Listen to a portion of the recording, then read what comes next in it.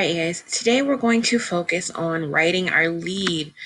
Yesterday we went through collecting our data. The day before we went through creating the form so that we could get data. And today we're going to work on writing a lead. Now, when I say lead, I actually mean two things, a lead and a nut graph. And we're going to go over that today.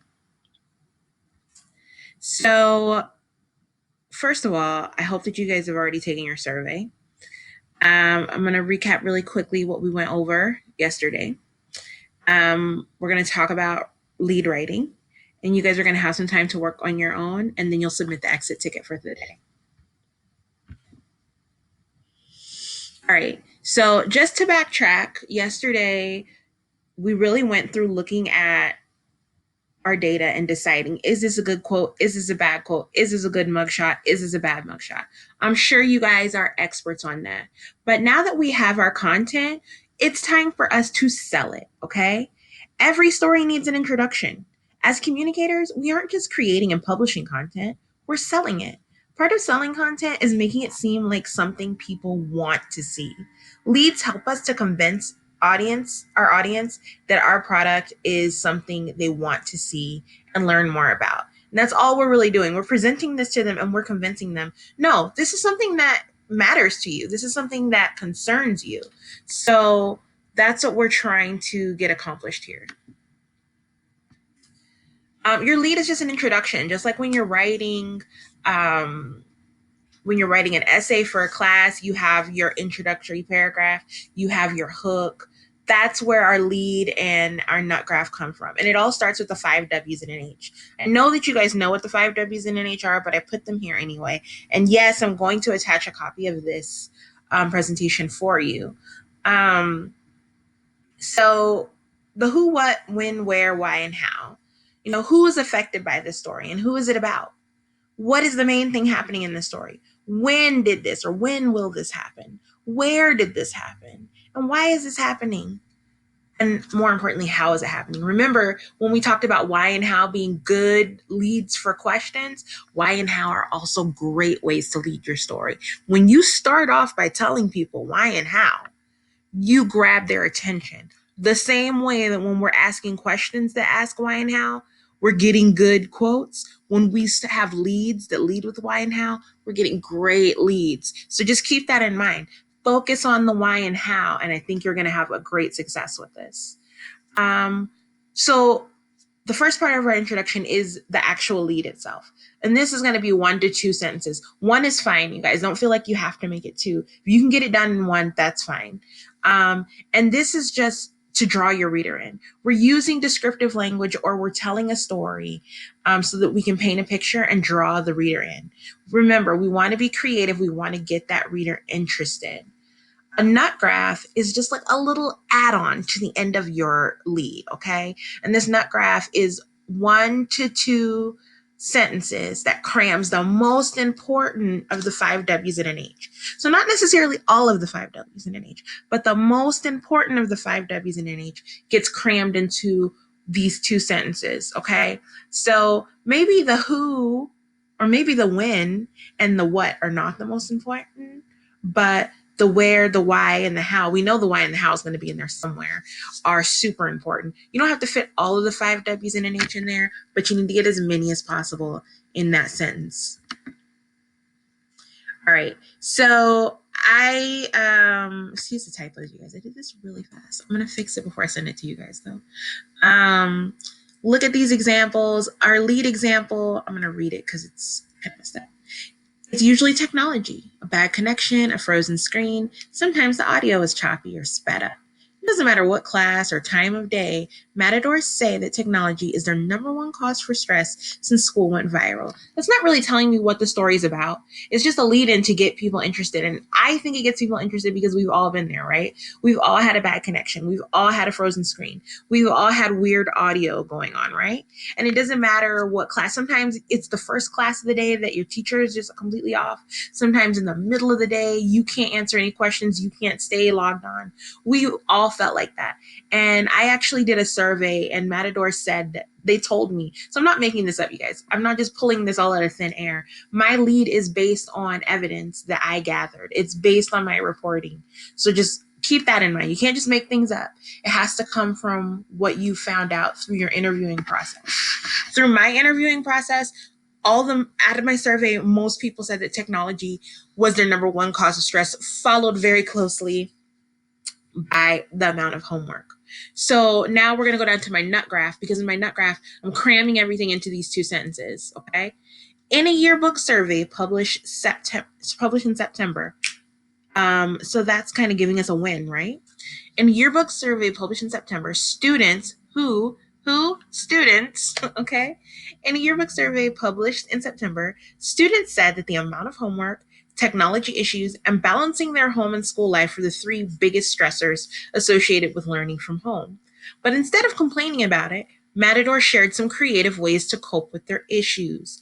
Now, we know what this story is about. It's not about how stressful life is. It's about how people deal with their stress. That's what my story is going to be about. I did a man on the street where students told me how they dealt with their stress.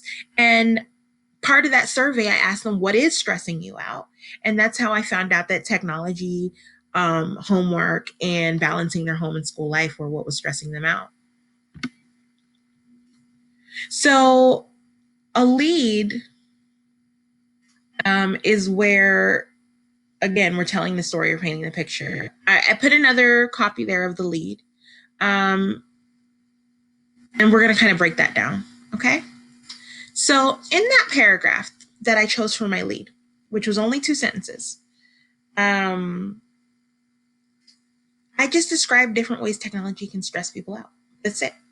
The story is about how people deal with stress. So in the lead, I really wanted to remind the reader of one of the many ways one thing could stress someone out. And that's all the lead was about. It was just drawing people in by really putting them in that space. Okay. What are some other things that I could have done to tell my story? I could have described one way that students deal with their stress. Maybe I could have described what Yalissa does when she's meditating, because I know that Yalissa meditates. Maybe I could describe how, maybe she turns the lights down low, puts on, relaxing music, clears her mind, takes a deep breath in. Maybe I could describe that whole process. And through the description process, you would be calming down with me as the reader. Maybe I could describe how students feel when they engage in activities.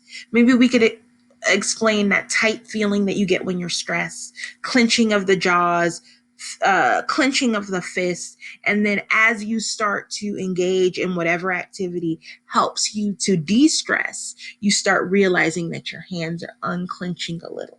Your shoulders are loosening up and kind of dropping down. Maybe I could describe that process. Maybe I could just tell a story about a time a student found a way to deal with stress. Maybe I could tell a story about how so-and-so is so stressed out with all their exams and practice and some blah, blah, blah. One day their mom took them out to the mountains and they went on a hike.